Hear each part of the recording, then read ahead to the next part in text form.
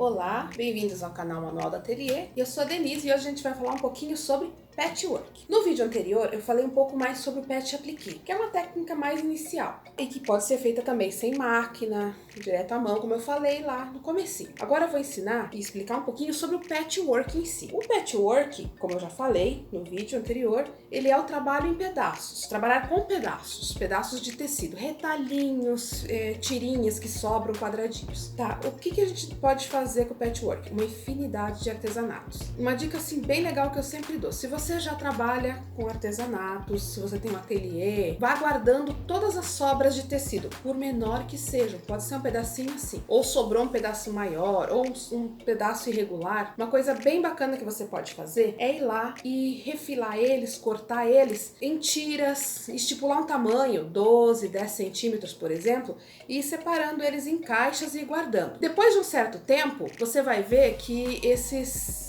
retalhinhos ali vão acabar sendo utilizados para fazer peças lindas. Você vai poder fazer colchas, trilhos, tapetes, almofadas, enfim. A imaginação, o céu é o limite, né? Eu sempre falo, a gente tem uma opção com o produto, né? A gente cria umas 10, no mínimo. Então, assim, o patchwork você pode fazer tanto dessa forma de aproveitar todos os tecidinhos, que é a forma mais rustiquinha, mais básica que tem, mas ele também tem como você formar desenhos a partir da união de cores similares ou da mesma cor. O principal, o primeiro, na verdade, trabalhinho que a gente faz com o patchwork é o trabalhinho com quadrados, mas pode ter trabalho com triângulos, com outras formas irregulares, que é o crazy patch, que você coloca qualquer cor, qualquer tamanho e vai juntando e formando um tecido. Então, assim, o que a gente precisa para começar o patchwork? Quais são os materiais? Você precisa de uma base de corte. Eu peguei uma pequenininha só para facilitar a filmagem, tá, gente? Que é essa daqui, ó. Tá? Essa daqui ela é uma 30 por 45, mas eu uso mesmo na minha mesa aqui uma de 60 por 90 para facilitar, como eu trabalho assim com peças maiores de tecido, fica mais difícil de cortar numa peça pequena, numa mesinha, numa tabinha pequena, uma base pequena. Depois a gente tem uma régua de patchwork, essa é a mais comum que a gente usa, tá? Ela é 15 por 60, ela tem uma linha um pouco mais escura a cada 5 centímetros e ela é toda delineada de centímetro em centímetros, tá?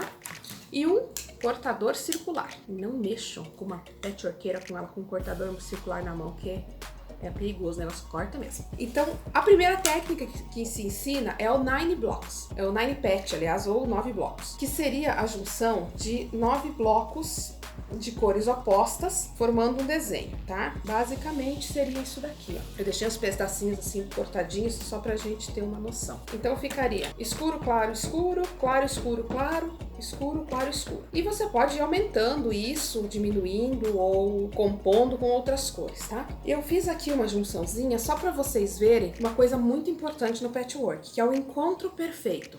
Eu vou pôr pertinho aqui pra vocês verem, ó. Tá vendo? A costurinha fica bem certinha. E o avesso também é importante, tá? Você não passa o patchwork aberto atrás, tá? Quando você costura, você não passa aberto, você vira ele para um lado. Normalmente, você vira ele para o lado escuro do tecido, mas como a gente já fez uma aberturinha aqui, que eu vou ensinar posteriormente no work, ela nem sempre bate de ficar para cima do escuro a dobrinha. E passa bem. Aí você me pergunta assim, mas assim, dá para fazer cortando na tesoura? Dá! Vai ser muito mais trabalhoso e o resultado talvez não seja assim tão perfeito, então comprometa. Então assim, a gente tem essa canetinha aqui que a gente chama de caneta fantasminha, que é uma caneta que ela é fantasminha porque ela desaparece com o calor. Então, ou com o calor do ferro de passar, ou até mesmo um secador de cabelo bem quentinho consegue apagar a tinta dela. Então, digamos que você não tenha a base, eu não tenho o cortador, você pega só uma régua lá e você consiga medir exatamente, você vai fazendo os traços com ela, vai fazer os cortes, depois você passa e você apaga a canetinha, tá? Mas assim, basicamente você precisa sim da tábua, do cortador e da régua. E de uma máquina de costura, que a gente vai falar o seguinte. Eu vou dar umas diquinhas aqui. É bem interessante que você passe água no tecido antes de usar. Por quê? Vocês estão vendo que é uma composição de cores bem distintas, uma bem mais escura e uma bem mais clara? Vai que ele solte um pouquinho da tintura na primeira lavagem. Já vai manchar essa peça aqui, então já vai comprometer o seu trabalho. Aí a pessoa comprou, ela vai né? Já viu, né, gente? Aí vai dar probleminha. Então procurem sempre passar uma aguinha no tecido pra fazer isso. Como é que usa a base de corte? Como é que corta com esse cortador aí? Gente, esse cortador é perigoso. Tem que ter cuidado, tá? Eu até falo assim, quem tiver crianças, cuida, porque eu já tive ele aqui em cima da minha mesa, bem no dia que eu troquei a lâmina, gente. E ele tava travado, ele tem uma travinha que você esconde. Tem vários modelos, vou mostrando outros modelos depois pra vocês também. Você consegue proteger a lâmina, ela é muito afiada. Mas a criança já era grandinho e eu tava atendendo a mãe e ele acabou puxando, ele deu uma cortadinha nos dedos, assim, não foi legal. Então cuida, tá? Que é uma lâmina bem afiada. Existe o de 28, que é esse, o de 45, que é um pouco maior.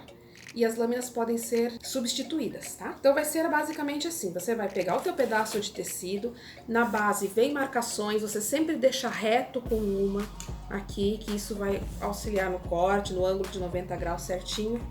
Digamos que a gente queira fazer um triângulo com isso daqui, então a gente vai pôr a régua em cima, vai firmar muito bem com a mão e sempre passa ele na mesma direção, faz isso daqui, ó, esse movimento firme. Se acontecer isso daqui, ó, de não soltar a pontinha, você só vem aqui na mesma posição de novo e dá mais uma passadinha aqui, ó. Nunca volta, tá? E aqui tá o seu triângulo.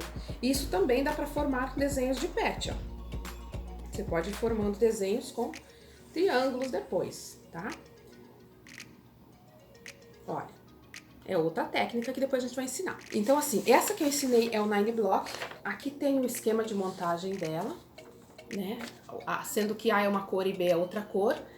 Esse esqueminha aqui, ó, vai estar num linkzinho à disposição no final do curso. Lembrando que, a partir do dia 7 de outubro, vai ter totalmente gratuito um workshop sobre o passo a passo do básico, desde tu tirar o risco de pet appliqué, que também tem o link aqui embaixo. Então, gente, por hoje foi isso. Eu espero que vocês tenham gostado. Deixa o seu likezinho lá, se inscreve no canal e clica nos links lá. Se inscreva também pro workshop que a gente vai ter de pet e imprime o seu moldezinho, tá? Que posteriormente eu vou estar fazendo algum work também, provavelmente sobre o Pet Work, que é esse daqui. E daí eu vou ensinar um pouquinho melhor para vocês como fazer as costuras, alguns pulinhos de gato aí. E daí vocês vão receber também outros esquemas. Tem o esquema de folha, o esquema de flor.